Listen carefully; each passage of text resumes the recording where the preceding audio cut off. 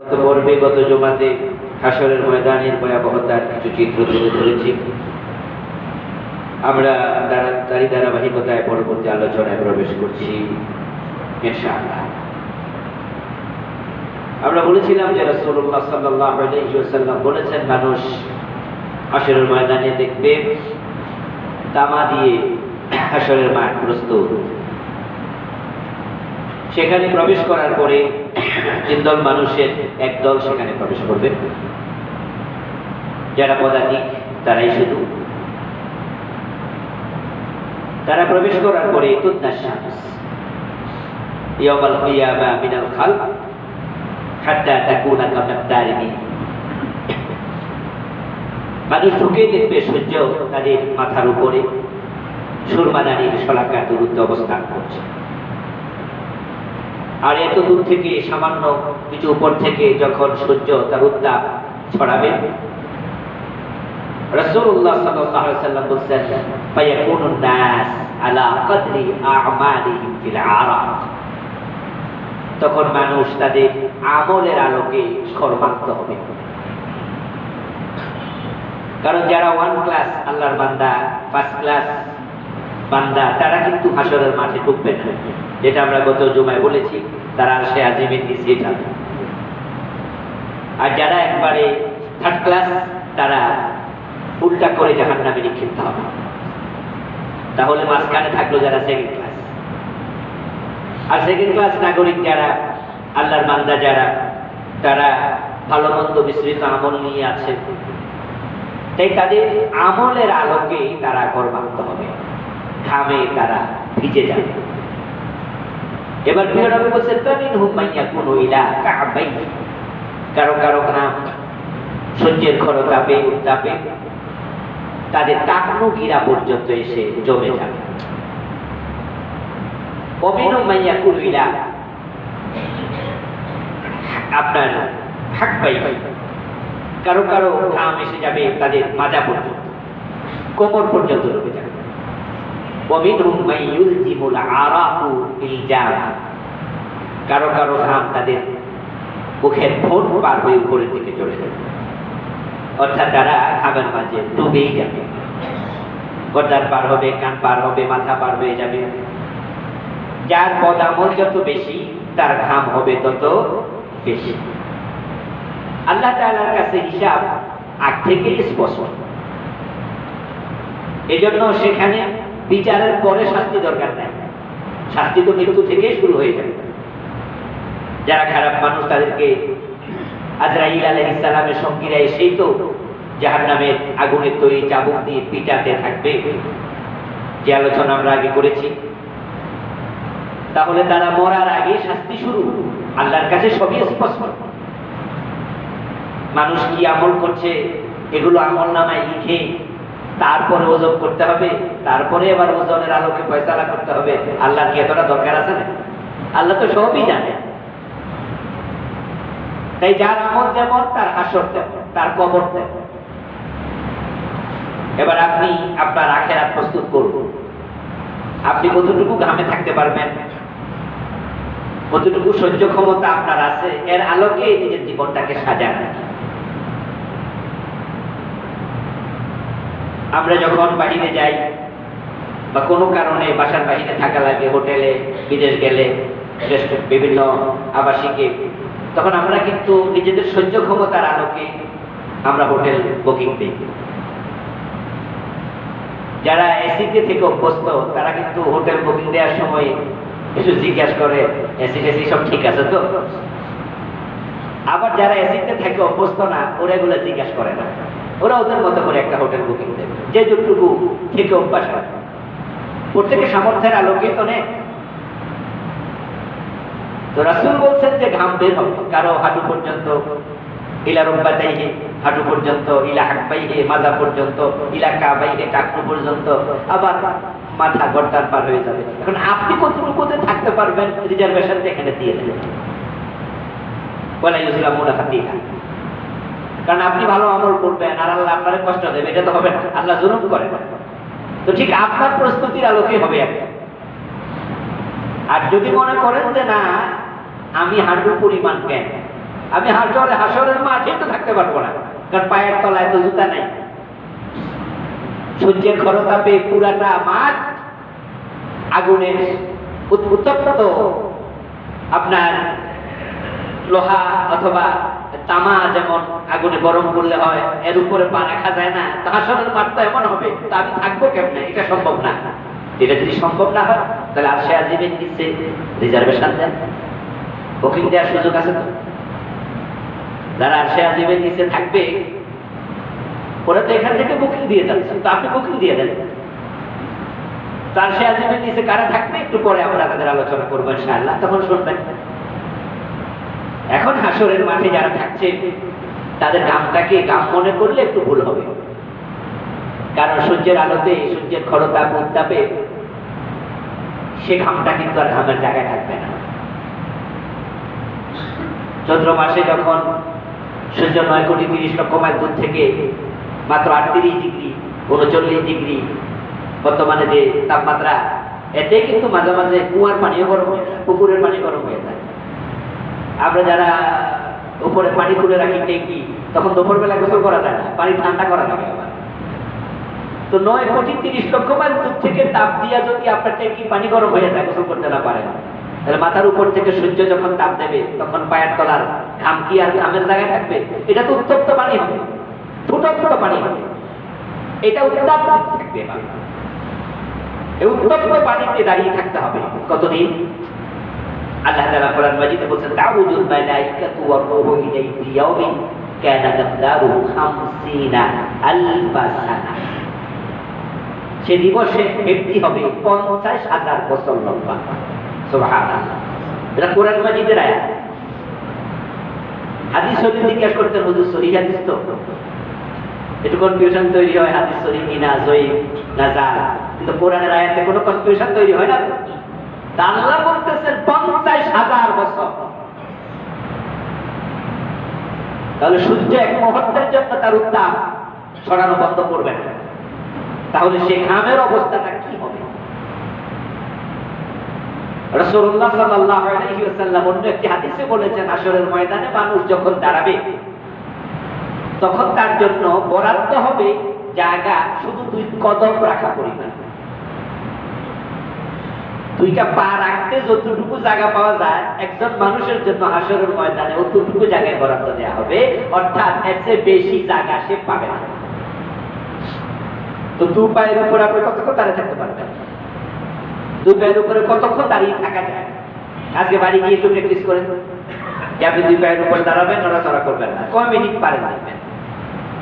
হাঁটাহাঁটি করা যায়, নড়াচড়া করা যায়, 1-2 ঘন্টা 10 ঘন্টা সারাদিনও হাঁটতে পারবেন, কিন্তু আপনি 2 পায়ের উপর দাঁড়াতে পারবেন কতক্ষণ? কিছুক্ষণ পর দেখবেন যে পা অবশ্যই আসছে, আর আপনার জায়গা আসছে বেশি নাই। আপনি যে পড়ে যাবেন, পড়ার জায়গাও নেই। পৃথিবীর বিভিন্ন দেশে ভূমিকম্প হইলে বিল্ডিং পড়ে যায়, পুরান ঢাকার ভূমিকম্প হইলে বিল্ডিং পড়ার জায়গাও নেই, মানে এত ঘন পড়বো কোন দিকে? কিতাবের পৃষ্ঠার মতো লেপটে যাবে। তা আপনি যে পড়ে যাবেন, পড়ার জায়গাও তো নাই, কিন্তু আপনি নিচের দিকে যদি যান ঘামে ডুবে যাবেন। এই যে আপনি অবশ্যই পড়ে যাবেন, ঘামে ডুবে যাবেন। এই কঠিন অবস্থা হাসরের ময়দানে 50,000 বছর মানুষ কিভাবে দাঁড়িয়ে থাকবে? অসম্ভব। রাসূলুল্লাহ সাল্লাল্লাহু আলাইহি ওয়াসাল্লাম বলেছেন, না জান্নাত বা'দুহুম ইলা বা'দ। মানুষ একজনের উপর একজন ঢলে পড়বে, ঢলে পড়বে, মানে সবাই পাতালের মতো হয়ে যাবে, কাত হবে, চিত হবে, কি অবস্থা হবে? এরকম নড়াচড়া করবে। এক পর্যায়ে মানুষ একটা সুবিধা পাওয়া যায় কিনা তারা বন্দি করবে, খুঁজবে কি করা যায়। কেউ হয়তো পরামর্শ দেবে, বলবে যে আদম নবীকে একটু সুপারিশ করো, আর সহ্য হচ্ছে না, উনাকে বলো, উনি যেন আল্লাহকে একটু বলে যে আল্লাহ হাসরের ময়দানে আর থাকবো না, আপনি বিচার করেন, যেখানে নেন নেন, তবে এখানে আর থাকবো না। এটা আমাদের জন্য অসহ্যের জায়গা, আমরা পাচ্ছি না এখানে থাকতে। তখন তারা আদম আলাইহিস সালামকে খুঁজে বের করবে, অথবা আল্লাহ তাআলা আদম আলাইহিস সালামকে খুঁজে পাওয়ার ব্যবস্থা করে দেবে। হাসরের ময়দান থেকে লোকজন আদম নবীকে বলবেন, তাআবুনা ফাশফা লানা ইলা রাব্বিক, আপনি তো আমাদের বাবা, আপনার সন্তানটা হাসরের ময়দানে কি কষ্টে আছে আপনি তো দেখতে পাচ্ছেন। আপনি তো আর শেয়াজের নিচে একটু আরামে আছেন, তা আমাদের জন্য আল্লাহর কাছে একটু সুপারিশ করেন। আল্লাহকে বলেন আল্লাহ যেন হিসাব নিকাশটা কমপক্ষে শুরু করে দেয়। এখানে আমরা থাকতে চাই না। আদম আলাইহিস সালাম টুকু বলার পরে জবাব দেবেন ফায়াকুলু আদম ইন্না রাব্বি কাদ গাদাবা আল-ইয়াওমা গাদাবান লাম ইয়াগদাব ক্বাবলাহু মিসলাহু ওয়া লা ইয়াগদাবা বা'দাহু মিসলাহু। আমার সন্তানেরা, তোমরা যে আমার কাছে বলছো আমি আল্লাহকে যেন একটু বলি, হিসাবটা শুরু হোক, আমি তো আল্লাহর সাথে আজকে কথা বলতে সাহস করবো না, কারণ আমার আল্লাহ আজকে এতটা রেগে আছেন, এমন রাগ তিনি কোনোদিন রাগেননি, ভবিষ্যতে এই জাতীয় কোনোদিন আর রাখবেন না। আজকের মতো রাগান্বিত আল্লাহ কখনো হননি, কোনোদিন হবেন না। এই জন্য আমি যে আল্লাহকে বলবো আজকে, এই সাহসও আমার নেই। অন্য হাদিসে পাওয়া যায় তিনি তখন বলবেন যে আমি কিভাবে বলি বলো। আল্লাহ আপনি হিসাব শুরু করেন। আর আল্লাহ যদি বলে ওকে আদম তোমাকে দিয়ে শুরু করলাম, ওই গাছের নিচে যেতে মানা করছিলাম জান্নাতে, গাছের নিচে কেন গেলাম, ওই গাছের কাছে কেন গেলাম, এই জবাবটা তুমি আগে দাও, তারপর অন্যদের হিসাব হবে। তাহলে আমি তো ধরা খেয়ে যাবো। এজন্য বাবা আমার পক্ষে এটা সম্ভব না। নফসি নফসি ইযহাবু ইলা গায়রি ইযহাবু ইলা নূহ, বরং তোমরা অন্য কারো কাছে যাও, নূহ আলাইহিস সালামকে খুঁজে বের করো। তিনি জমিনে আল্লাহর প্রথম রাসূল, তার সাথে আল্লাহর খুব ভালো সম্পর্ক, উনি হয়তো আল্লাহর কাছে সুপারিশটা করতে রাজি হবেন। লোকজন নূহ আলাইহিস সালামকে খুঁজে বের করবে, নূহ আলাইহিস সালাম একই কথা বলবেন যে আল্লাহর সাথে আজকে আমি কথা বলতে পারবো না, এত রেগে আছেন তিনি। এরপর তিনি ওজর পেশ করবেন, আমার প্রবলেমটা কোথায় শোনো, ইন্নাহু কানা লিদাওয়া, আমার জন্য একটি দোয়া বরাদ্দ ছিল, এটা সকল নবীর জন্যই ছিল। আল্লাহ তাআলা বলছেন যে ওই নবীদের ওই দোয়াটি তিনি কবুল করবেন। লিকুল্লি নাবিয়্যিন দাওয়াতুন মুস্তাজাব, সব নবীকে আল্লাহ একটি দোয়া দিয়েছেন যেটা কবুল করা হবে, কিন্তু এই দোয়াটা আমি তো করে ফেলেছি, এবং সেটা করেছি তো আমার কওমের বিপক্ষে করেছি। যখন তারা বেশি জ্বালা যন্ত্রণা দিছে তখন আমি বলছি রব্বি লা তাযার আলাল আরদি মিনাল কাফিরিনা দাইয়ারা, হে আল্লাহ এই জমিনের মাঝে কাফেরদের কোনো ঘর আপনি বাকি রাখবেন না। আমার এই বদদোয়ার কারণে প্লাবন হয়েছে, তারা সবাই ডুবে পড়ছে। এখন যদি আল্লাহ আমারে জিগায়, তুমি নিজেই তো সহ্য করছো না, বদদোয়া দিয়া জাতিকে পানিতে ডুবিয়ে দেওয়ার জন্য বলেছো, আজকে তুমি আবার কোন মুখে আমার কাছে পাপিষ্টের জন্য দোয়া করো? সুতরাং এই দোয়া করে লাভ নাই। এই জন্য আলাইকুম বিইব্রাহিম ফাইন্নাহু খলিলুর রহমান, বরং তোমরা ইব্রাহিম নবীর কাছে যাও, তিনি আল্লাহর দোস্ত। হতে পারে আজকে এই কথা তিনি বলতে পারবেন। ইব্রাহিম আলাইহিস সালাম ওজর পেশ করবেন, তিনিও বলবেন নাফসি নাফসি, আমার পক্ষে সেটা সম্ভব না, তার ওজরটা হাদিসে আছে, আমি আজকে সেটা বললাম না, কথা সংক্ষেপ করার উদ্দেশ্যে। তারপরে তিনি বলবেন ইযহাবু ইলা মূসা, তোমরা মূসা আলাইহিস সালামের কাছে যাও। মূসা নবী একই কথা বলবেন, আমার পক্ষেও সম্ভব না, উনি ওজর পেশ করবেন। বনি ইসরাইল এক লোককে আমি থাপ্পড় দিয়েছিলাম, সে মরে গেছে, আসলে আমি তাকে মারার জন্য থাপ্পড় দেই নাই। আল্লাহ যদি আজকে বলে মূসা বনি ইসরাইলের লোকটাকে কেন মারছো, জবাব দাও, আমি ধরা খেয়ে যাবো। আলাইকুম বিঈসা, তোমরা ঈসা নবীর কাছে যাও। মানে পরিস্থিতির ভয়াবহতা রাসূল মূলত বোঝাচ্ছেন যে আল্লাহর সাথে সেদিন কোন নবীও কথা বলতে সাহস করবেন না। ঈসা আলাইহিস সালাম বলবেন যে আমার পক্ষে সম্ভব না, ইযহাবু ইলা মুহাম্মদ সাল্লাল্লাহু আলাইহি ওয়াসাল্লাম, যে তোমরা শেষ নবী মুহাম্মাদের কাছে যাও। قال النبي صلى الله عليه وسلم فياتوني فاقول انا لها, অতঃপর তারা আমার কাছে আসবে, সব মানুষ প্রিয় নবীর কাছে গিয়ে কই কথা বলবেন, আর সেদিন আমি বলবো ঠিকঠাক জায়গায় এসেছো, আজকে আল্লাহর সাথে কথা বলার মতো সাহস শুধু আমারই আছে। প্রিয় নবী সাল্লাল্লাহু আলাইহি সাল্লাম কোনো ওজর দেখাবেন না। এই জন্য ওনাকে বলা হয় শাফিউল মুযনিবিন, গুনাহগারদের জন্য সুপারিশকারী। প্রিয় নবীজি নিজের পরিচয় দিয়ে বলছেন, আনা আউয়ালু শাফিঈন ওয়া আউয়ালু মুশাফফা, আমি হলাম প্রথম সুপারিশকারী। হাশরের ময়দানে যখন কোন নবী কথা বলতে আল্লাহর সাথে সাহস করবে না, আমি নবী মুহাম্মদ প্রথম কথা বলবো, আমি প্রথম সুপারিশকারী। ওয়া আউয়ালু মুশাফফা, শুধু প্রথম সুপারিশকারী নয়, সবার আগে আমার সুপারিশ আল্লাহ কবুল করবেন। সুবহানাল্লাহ। আল্লাহর হাবিব বলছেন, আমি বলবো হ্যাঁ, আমি আজকে তোমাদের পক্ষ হয়ে আল্লাহর সাথে কথা বলতে আমি রাজি আছি, তোমরা আমার কাছে এসেছো, ঠিক জায়গায় এসেছো, কিন্তু আমি সরাসরি আল্লাহর সাথে কথা বলতে শুরু করবো না, কারণ আল্লাহর মেজাজের অবস্থা তো আমারও জানা আছে। এই কথাগুলো তো রাসূল আমাদেরকে শোনাচ্ছেন, অন্য নবীরা কি বলবেন? তো রাসূল জানেন যে আল্লাহ সেদিন কতটা রেগে আছেন। তিনি বলছেন যে ফাস্তাযিনু ইলা রাব্বি, আমি আল্লাহর কাছে অনুমতি চাই, সিজদা করার অনুমতি চাই, কথা বলবো না, কথা বলার অনুমতি চাইব না, যে আমি কিছু কথা বলতে চাই এটা না, বরং আল্লাহকে আমি বলবো, আল্লাহ আমি সিজদা করতে চাই, আপনার আমাকে অনুমতি দেয়া হবে। ফাখারু সাজিদা, আমি সিজদা করে যাব। আমি সিজদা করে যাওয়ার পরে ফায়ুল্লিহিমুনি মাহামিদা আহমাদুহু বিহা ওয়ালা তাহদুনিল আন, সিজদা যাওয়ার পরে আল্লাহ তাআলার পক্ষ থেকে আমার কাছে কিছু প্রশংসার বাক্য আল্লাহ ইলহাম করবেন, নাযিল করবেন, যে বাক্যগুলো আমার এখন জানা নাই। আমি সিজদায় সেই বাক্যগুলো আল্লাহর প্রশংসা করতেই থাকব, এবং আল্লাহ আমাকে সিজদার মাঝে ছেড়ে দেবেন। আমি মাথা তুলব না, আল্লাহ মাথা তুলতে বলবেন না, আমি এই বাক্যগুলো পড়তেই থাকবো, পড়তেই থাকবো। আল্লাহর প্রশংসার বাক্যগুলো পড়তে পড়তে পড়তে পড়তে এক পর্যায়ে গিয়ে আল্লাহর রাগ কমে যাবে। আল্লাহ তখন আমাকে ডাক দিয়ে বলবেন, ইয়া মুহাম্মাদু ইরফা রাসাক, হে নবী মুহাম্মদ মাথা তোলো। আল্লাহ আমাকে শুধু মাথা তুলতে বলবেন না, বরং বলবেন কুল তুসমা সাদতুকা ইশফা তাশফা, আমি বলুন কি বলতে চান, শোনা হবে। আপনি সুপারিশ করতে চান কারোর জন্য, কবুল করা হবে। আপনি আজকে যা বলবেন আপনার কথাকে আজকে প্রাধান্য দেওয়া হবে। সুবহানাল্লাহ।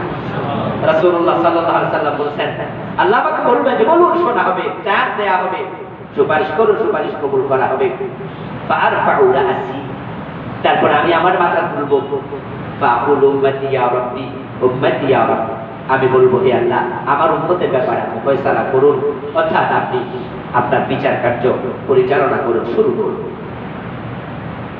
মানুষ কষ্টের মাঝে আছে, আপনি আপনার বিচার কাজ শুরু করে দেন। রাসূলুল্লাহ সাল্লাল্লাহু আলাইহি ওয়াসাল্লাম বলেন, আল্লাহ তাআলা মানুষের বিচার কার্য শুরু করবেন। এই বিচার কার্যটা কিভাবে হবে একটু আমরা এখানে স্কিপ করলাম, করে আমরা এখন চলে যেতে চাই ওই 7 জন মানুষের কাছে যারা এখানে অনুপস্থিত। যারা এখানে আছে তাদের বিচারের পরে তো আমরা পরবর্তী অংশে যাব, কারণ বিচারের সাথে শাফাআতের সম্পর্ক, বিচারের সাথে আমলনামার সম্পর্ক। এই আলোচনা আমরা আজকে শুরু করলে শেষ করতে পারবো না, এটা পরের জবাব করবে ইনশাআল্লাহ। এই জন্য একটু স্কিপ করলাম। তাহলে রাসূলুল্লাহর বিচারের প্রার্থনা আল্লাহ তখন কবুল করবেন। আল্লাহ বিচার করার জন্য প্রকাশিত হবেন, আর সে আজিমকে সেখানে স্থাপন করা হবে। আল্লাহ আরশের উপরে দাঁড়াবেন। রাসূলুল্লাহ সাল্লাল্লাহু আলাইহি ওয়াসাল্লাম বলেছেন যে সেদিন আমি আল্লাহর আরশের ডান পাশে দাঁড়াবো, একজন মানুষকে আল্লাহ দাঁড়াতে দেবেন, এবং সে হলো আমি। এই জায়গাকে মাকামে মাহমুদ বলা হয়।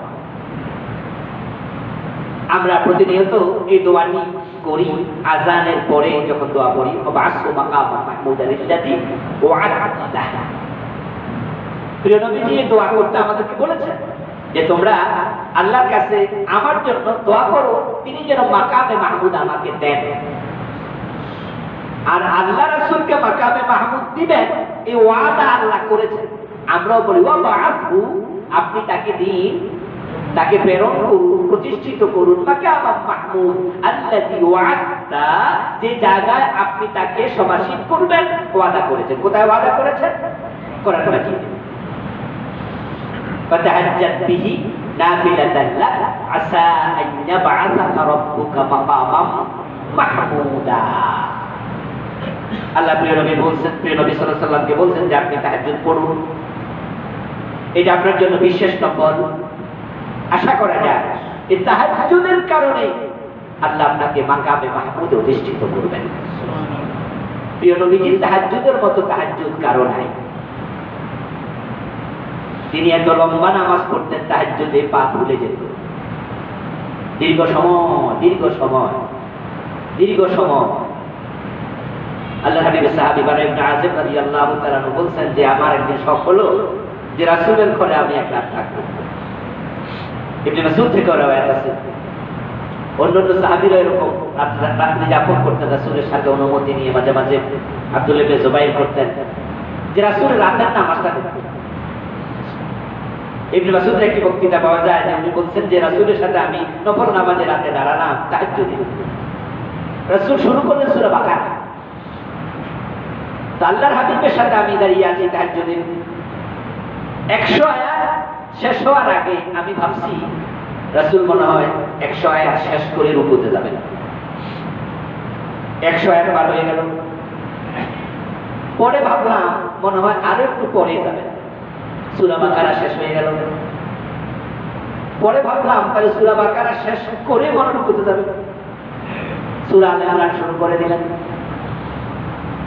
আলে ইমরান শেষ হয়ে গেল, রুকুতে গেলেন না, সূরা নিসা শুরু করে দিলেন। ইবনে মাসউদ বলছেন যে এক পর্যায়ে আমার ভিতরে একটি খারাপ চিন্তা আসে, নামাজের ভিতরে খারাপ চিন্তা আসে। তখন উনার থেকে যে রাবি হাদিস শুনছেন তাবি, উনি জিজ্ঞাসা করছেন কি খারাপ চিন্তা আসলো আপনার মনে? তো খারাপ চিন্তা মানে হলো আর পারবো না, হয়ে যায়, মানে আমার আর পায়ে সইতেছে না। খারাপ চিন্তা হলো আর পারতেছি না, নামাজ ছেড়ে দিয়া বসে যাই। অথচ প্রিয় নবী তো বসেন। তাহলে রাসূলুল্লাহর নামাজ কতটা দীর্ঘ হতো। এই জন্য আল্লাহ বলছে আশা করা যায় আসা আন ইয়াব'আসাকা রাব্বুকা মাকামাম মাহমুদা। প্রিয় নবী বলছেন হাসরের দিন আল্লাহ আমাকে সেখানে দাঁড় করাবেন। তারপরে সেখানে শাফাআত অন্যান্য প্রসঙ্গ আসবে, আমরা সেখানে পড়ে যাচ্ছি। হাদিসে পাওয়া যায় সাবআতুন ইউযিল্লুহুমুল্লাহু ফি যিল্লিহি ইয়াওমা লা যিল্লা ইল্লা যিল্লুহু, যেটা আমি আজকের আলোচনা শুরুতে বলছি যে আমরা হাসরের ময়দানে পারবো না দাঁড়াতে, ওখানে এত কষ্ট সহ্য হবে না। সুতরাং আমরা আরশে আজিমের নিচে নিজের জায়গাটুকু আগ থেকে বুক দিতে চাই। 7 ধরনের ব্যক্তি আরশে আজিমের নিচে জায়গা পাবে, এই হাদিসে পাওয়া যায়। অন্য হাদিসে আরেকটি বেশি পাওয়া যায়। মোট 8 রকমের মানুষ আরশে আজিমের নিচে জায়গা পাবে। এই 8 ধরনের ব্যক্তির ভিতরে নিজেকে ঢুকাতে হবে, অর্থাৎ 8 কিসিমের মানুষের চরিত্র আল্লাহ তাআলা মূল্যায়ন করবেন। ওই আমল এবং চারিত্রিক মূল্যায়নে ওই চরিত্রের মানুষগুলোকে আল্লাহ তাআলা জান্নাতের গাড়ি পাঠাইয়া কবর থেকে তুলে ডিরেক্ট আরশে আজিমের নিচে নিয়ে যাবেন। এবং তাদের ব্যাপারে প্রিয় নবী মুহাম্মদ সাল্লাল্লাহু আলাইহি সাল্লাম বলতেছেন, তারা যখন আরশে আজিমের নিচে যাবে, যারা হাসরের ময়দানে আছে 50,000 বছর সময় লম্বা সময় দাঁড়িয়ে, তাদের তুলনায় আরশে আজিমের নিচে যারা যাবেন তাদের কাছে মনে হবে কাসসালাতিল মাকতুবা আল্লাতী তুসাল্লা ফিদ দুনিয়া। দুনিয়াতে তোমরা এক ওয়াক্ত ফরজ নামাজ পড়তে যতটুকু সময় লাগে, আরশে আজিমের নিচে যারা থাকবে 50,000 বছর তাদের কাছে ঠিক এক ওয়াক্ত ফরজ নামাজের সময়ের মতোই মনে হবে। আরেকটি হাদিসে আছে কাসসালাতিজ যুহরি ওয়াল আসর, বাইনা যুহরি ওয়াল আসর, কামিকদারি বাইনা যুহর ওয়াল আসর, যোহর এবং আসরের মাঝখানের সময়। এক হাদিসে পাওয়া গেল কাসসালাতিল মাকতুবা, এক ওয়াক্ত ফরজ নামাজের সময়। এক ওয়াক্ত ফরজ নামাজ 4 রাকাত সবচেয়ে বেশি, আসর, জোহর এবং এশা। মাগরিব 3 রাকাত, ফজরের নামাজ হলো 2 রাকাত। তো আমরা যদি 4 রাকাতেরটাও ধরি তাহলে 4 রাকাত জোহর পড়তে সময় লাগে 10 মিনিট, 12 মিনিট। তাহলে 12, 14, 15, 20 মিনিটের চেয়ে বেশি হবে না এই হাদিসের আলোকে। 50,000 বছর আর সে আজিমের নিচে বসা সৌভাগ্যবান মানুষগুলোর কাছে 10-20 মিনিটের মতো। সুবহানাল্লাহ, কি মজা! আর বাইনা জোহরি ওয়াল আসর যদি বলা হয় তাহলে ওটা হলো ওয়াক্তে মুশতারাক। জোহর এবং আসরের মাঝখানে একটা ওয়াক্ত আছে যেটাকে ওয়াক্তে মুশতারাক বলা হয়। ওই টাইমে জোহর পড়াও যায়, আসর পড়াও যায়। জোহর এবং আসরের মাঝখানে কোনো মানে ওয়াক্ত নাই। নামাজ পড়ার নিষিদ্ধ সময় নাই। নামাজ পড়ার নিষিদ্ধ সময় হলো সূর্য ডোবার সময়, সূর্য ওঠার সময়, সূর্য মাথার উপরে থাকে ওই সময়। জোহর এবং আসরের মাঝখানে সময়টা নামাজ পড়া নিষিদ্ধ নয়। ওই টাইম জোহর শেষ, আসর শুরু। ঠিক এর 4 রাকাত ফরজ পড়তে যতটুকু সময় লাগে ততটুকু সময়কে ওয়াক্তে মুশতারাক বলা হয়। ওই হাদিস দ্বারাও একই কথাই বোঝানো হলো 10-15 মিনিটের বেশি নয়। এই মানুষ কারা? নবী বলছেন আল্লাহ তাদেরকে আরশে আজিমের নিচে জায়গা দেবেন, আল্লাহর আরশের ছায়ার নিচে। এই হাদিসে আছে ফি জিল্লি, আল্লাহর ছায়া। আর অন্য হাদিসে সুস্পষ্ট শব্দ ফি জিল্লিল আরশ, আরশের ছায়া। এই জন্য ওলামাদের কাছে এই হাদিসটা পরিচিত, আরশের নিচে 7 ব্যক্তি, এই টাইটেলে শিরোনাম। আরশের নিচে জায়গা দেবেন আল্লাহ তাআলা যেদিন আল্লাহর আরশ ব্যতীত আর কোন বস্তুর ছায়া থাকবে না। 1 নম্বর ইমামুল আদিল, ন্যায় বিচারক, শাসক। যারা দুনিয়াতে নেতৃত্ব পায়, এলাকার কমিশনার, এমপি, মেম্বার, চেয়ারম্যান, মন্ত্রী, অথবা কোন অফিসার, তার অধীনস্থ লোকেরা থাকে, তিনি শাসকের ভূমিকায় অবতীর্ণ। অথবা পরিবারের প্রধান, তার অধীনস্থদের জন্য তিনিও শাসক। আল্লাহ যাকে যেখানে শাসন ক্ষমতা দেন